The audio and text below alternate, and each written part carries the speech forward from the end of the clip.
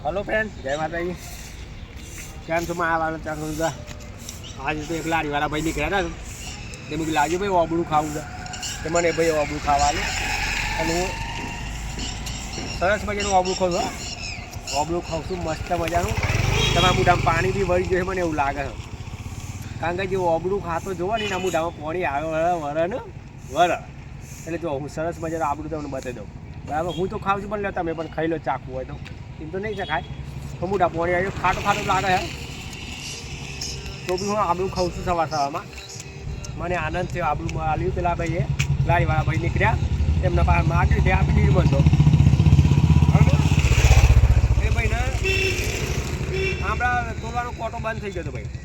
એટલે મને બોલાયો છતાં બી આપણો કોટો ચાલુ ના થયો પણ મને એક ઓબડું ખાવા આવ્યો જો તમે પણ ઓબડાના ખાવાના શોખીન હોય ને તો શિયાળામાં ઓબડું ખાજો શરીર માટે સ્વાસ્થ્ય માટે સારું છે બરાબર ઓબડું ખાવાની મજા આવી ગઈ હો ભાઈ